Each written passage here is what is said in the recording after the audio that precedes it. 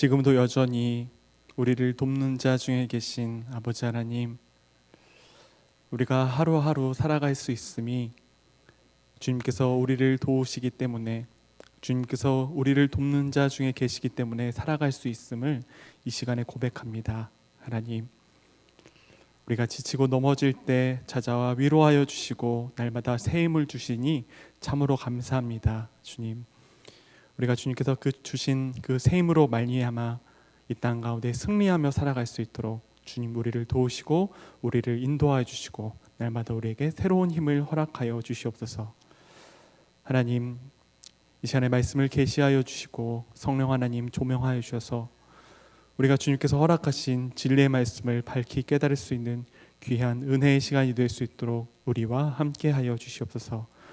모든 말씀 우리를 죄에서 자유케 하신 우리 구주 예수 그리스도의 이름으로 감사드리며 기도드렸습니다.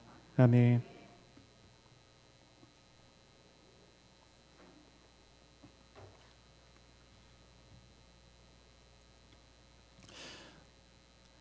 오늘 봉독한 시편 114편은 찬양시입니다. 특별히 찬양시는 하나님의 창조와 하나님의 구원을 높이는 시라고 이야기를 드릴 수 있습니다.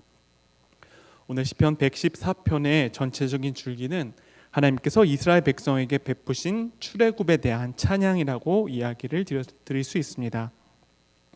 시편 114편 1절입니다. 이스라엘이 애굽에서 나올 때, 즉 야곱의 집안이 언어가 다른 민족에서 나올 때라고 이야기하며 시편 114편은 출애굽 사건에 대한 언급으로 시작합니다.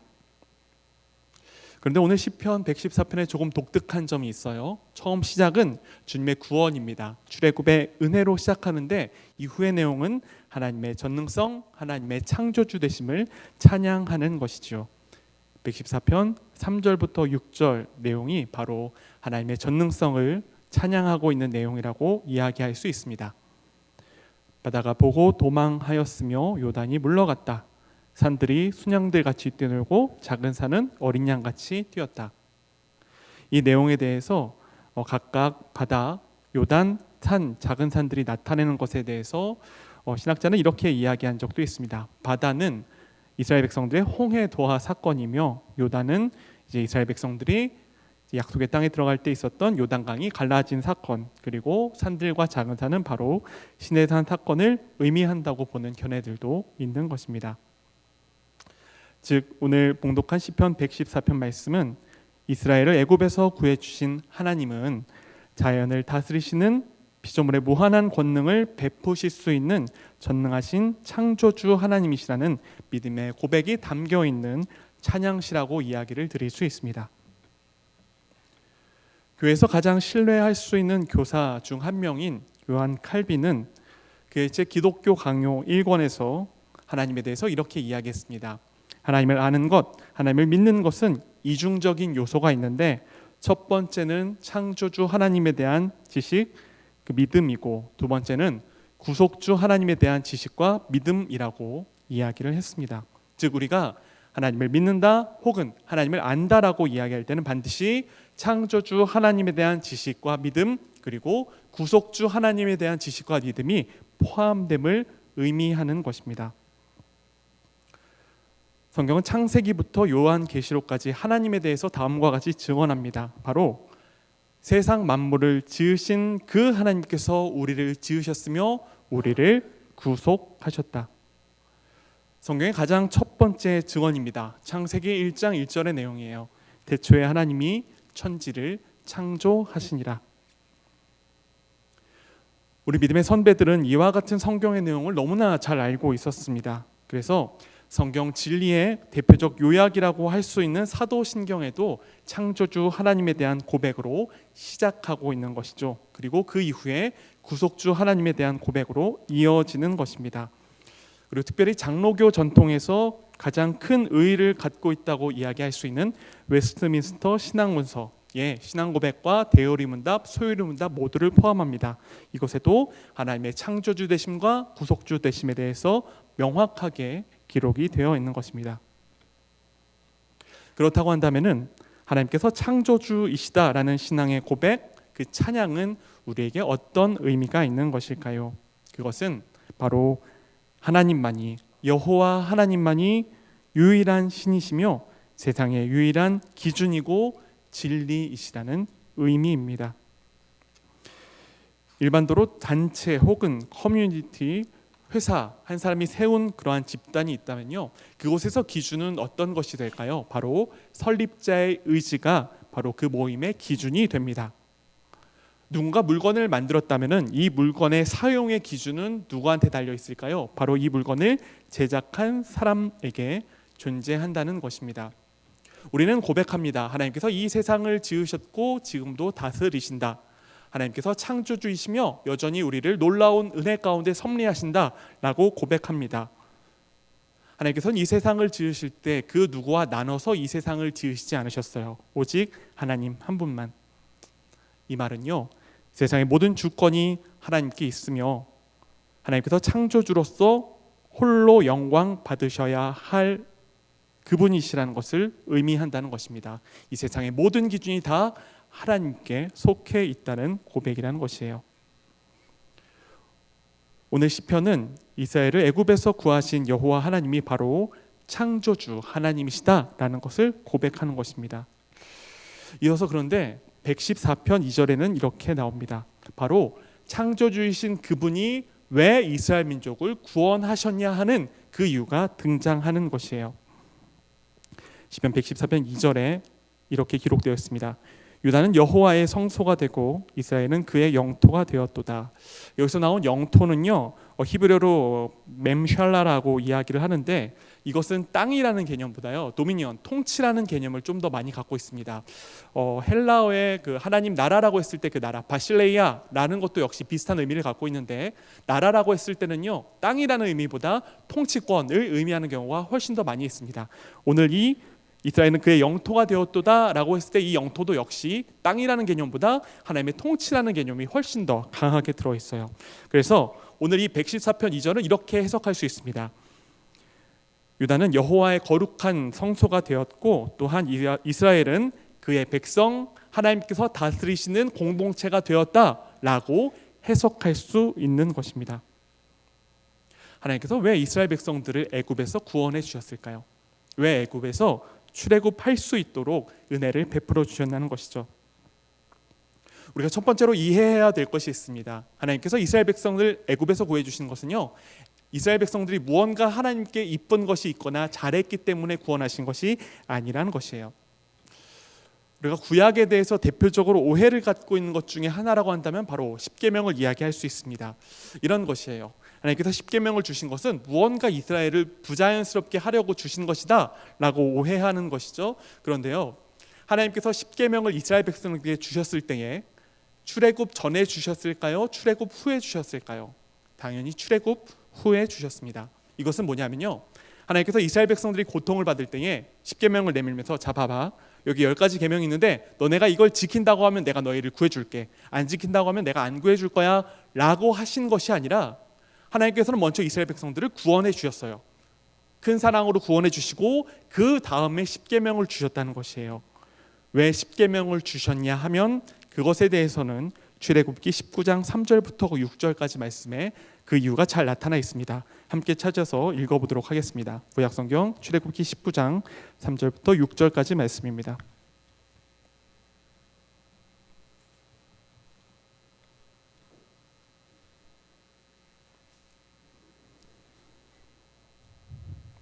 출애굽기 19장 3절부터 6절까지 말씀 같이 한 목소리로 읽도록 하겠습니다.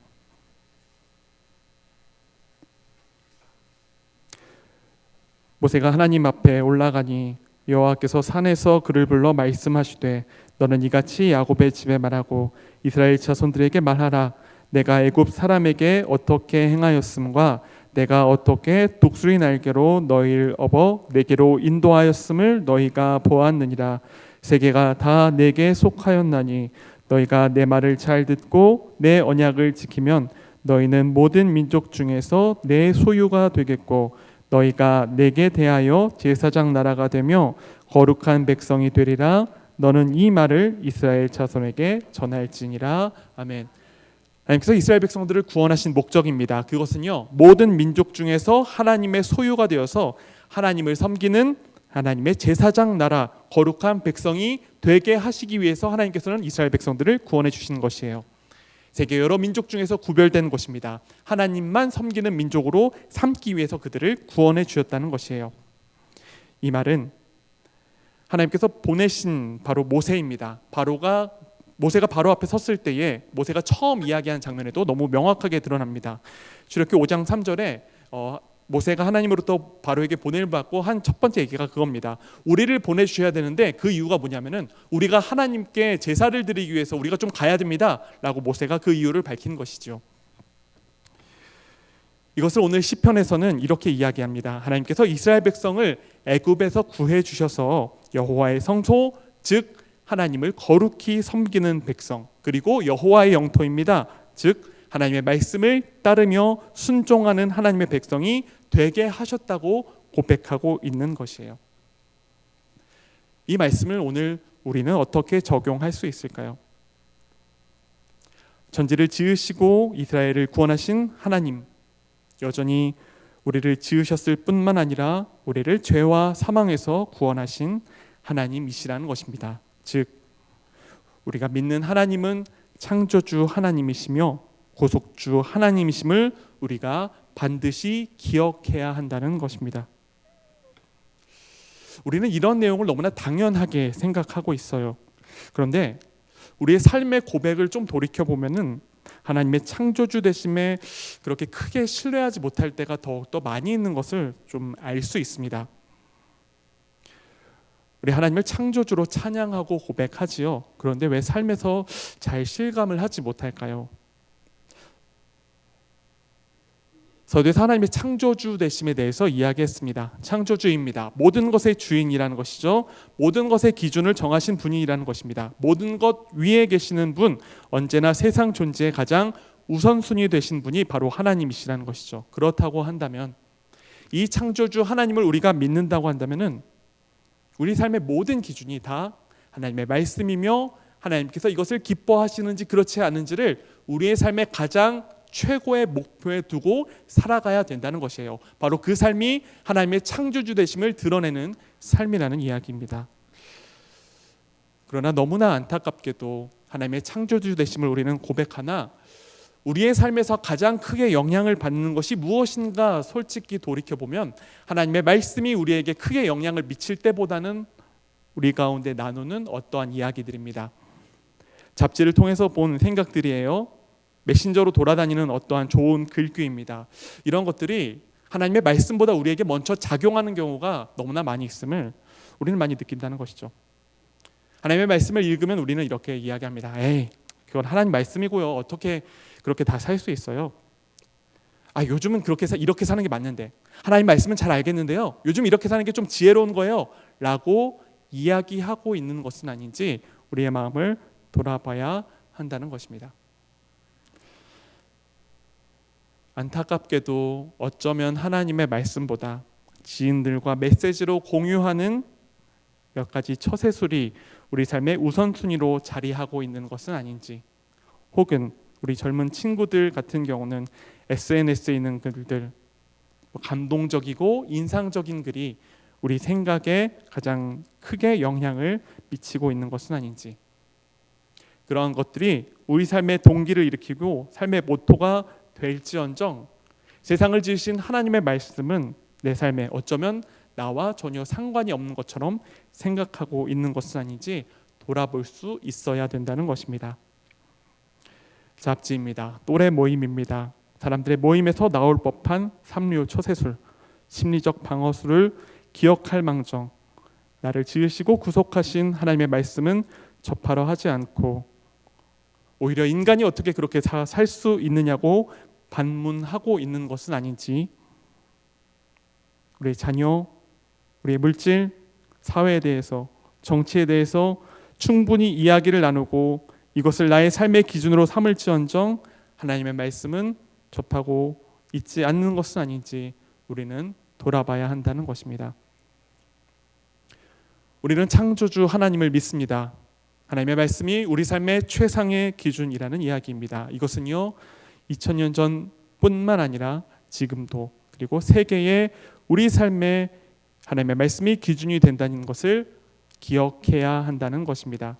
단순히 2000년 전에만 말씀이 읽혔던 것이 아니라 옛날 옛적 그 말씀이 우리와 상관없는 옛 문헌으로서 존재하는 것이 아니라 지금도 여전히 살아계시는 그 하나님의 말씀이 나의 삶의 가장 우선순위로 자리 잡는 삶이야말로 하나님의 창조주 되심을 너무나 잘 드러내는 삶이라는 이야기입니다.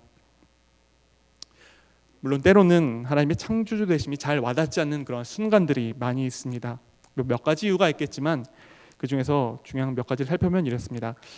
성경의 기적들을요, 우리가 이렇게 말씀을 통해서 읽는데 우리 삶에 보이지 않을 때 우리는 하나님께서 창조주가 맞으신가? 라고 회의를 가질 수가 있어요. 이런 것들입니다. 성경의 구약에서 나타난 기적들입니다. 신약에서 나타난 표적들이에요. 이런 것들, 예수님께서 5천 명을 먹이시고 이러한 일들이 성경에는 있는데 왜 지금 나의 삶에서는 일어나지 않느냐는 것이에요.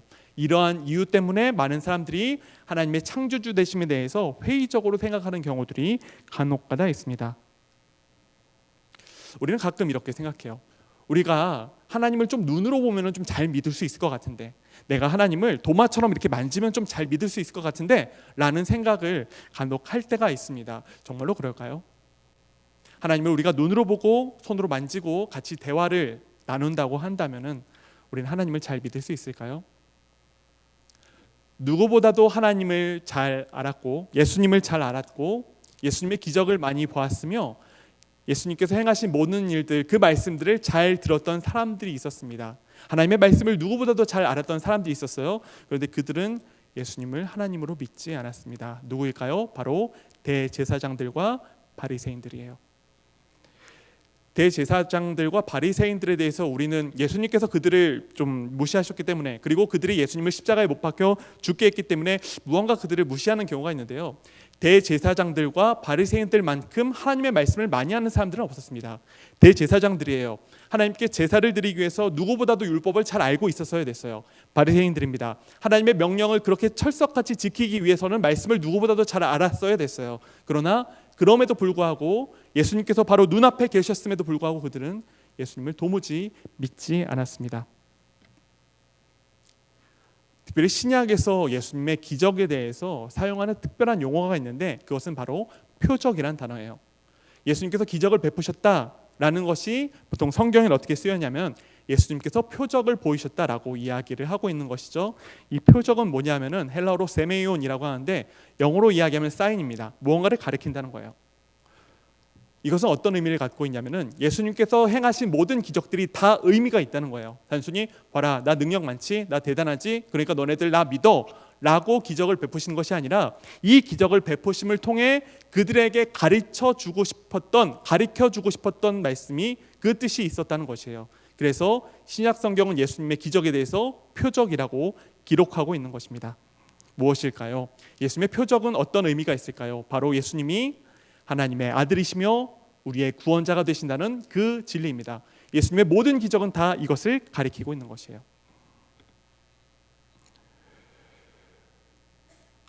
이 땅에서 더 이상 기적이 일어날까 저는 솔직히 잘 모르겠습니다. 그런데 이러한 기적들보다 더욱더 좋은, 주님을 알 수 있는 좋은 방편을 너무나 알고 있는데 그건 바로 기록된 하나님의 말씀이에요. 하나님께서는 이제는 하나님을 알게 하기 위해서 기적들과 같은 방법이 아니라 하나님께서 계시하시는 말씀을 통해 하나님을 알게 하십니다. 이게 얼마나 놀라운 일인지 우리는 잘 깨닫지 못하는데요. 생각해 보세요. 우리는 창조주 하나님을 믿습니다. 우리를 구속하신 하나님을 믿어요. 그런데요, 여기서 그 어느 누가 하나님께서 세상을 지으신 것을 보신 분이 계신가요? 예수님께서 날 위해 십자가에 2000년 전에 죽으셨다고 하는데 그것을 눈으로 직접 목격한 사람이 우리 가운데 있냐는 것이에요. 우리는 그 누구도 예수님의 창조와 하나님의 창조와 예수님의 구속을 눈으로 본 사람이 없습니다. 그러나 우리는 예수님을 믿는다고 고백하고 있어요. 어떻게 이것이 가능할까요?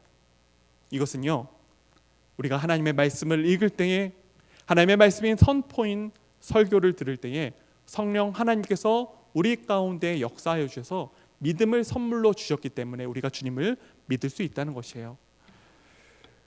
처음부터 끝까지 성경은 사람들이 하나님을 믿을 수 있는 것에 대해서 사람의 능력이라고 이야기하고 있지 않습니다. 하나님의 은혜, 성령의 선물이라고 이야기하는 것이죠. 이것만큼 더 놀라운 기적이 있을까요? 이것만큼 더 놀라운 은혜가 있겠냐는 것입니다. 그럼에도 우리는 여전히 연약하고 어리석어서 우리의 호기심을 채워줄 기적을 바라고 있습니다. 우리의 부족함이라고 이야기할 수 있지요. 그리고 오늘 말씀을 통해서 우리가 기억하고 적용해야 되는 중요한 부분이 또 하나 있습니다. 그것은 모든 민족 가운데 하나님을 섬기고 하나님의 말씀에 순종하는 하나님의 백성이 되라고 이스라엘을 구원하신 그 하나님께서요, 우리도 동일한 목적으로 구원하셨다는 것을 우리는 기억해야 된다는 것입니다. 하나님께서 이스라엘 백성들에게 원하셨어요. 그들이 온 세상 가운데서 하나님 섬기는 것을 드러내기 위한 것을. 우리에게도 동일하게 요구하고 계십니다. 우리의 삶을 통해서 하나님이 섬기는 것이 어떤 것인지 세상에 증언하는 것을, 하나님 말씀에 순종하는 하나님 나라의 백성이 어떤 것인지를 삶으로 드러내는 것을 주님께서는 여전히 지금도 요구하고 계시고 그것을 위해서 우리를 구원하셨다는 것이에요. 하나님을 섬기고 하나님 말씀에 순종하는 거룩한 무리가 되라고 우리를 부르셨습니다. 거룩한 무리예요. 주님께 구별된 무리입니다. 이것을 우리는 한자로 성도라고 이야기를 합니다. 하지만 이스라엘과 우리의 차이가 좀 있습니다. 이스라엘은요, 눈에 보이는 승리를 경험했어요. 홍해 사건입니다. 여리고성 사건이에요. 아이성 전투 등 그들은 눈에 보이는 승리를 했습니다. 하지만 우리의 싸움은, 주님께서 우리에게 주시는 승리는 결코 눈에 보이는 것이 아니란 이야기예요. 에베소서 6장 12절 말씀입니다. 우리의 씨름은 혈과 육을 상대하는 것이 아니요 통치자들과 권세들과 이 어둠의 세상 주관자들과 하늘에 있는 악의 영들을 상대함이라.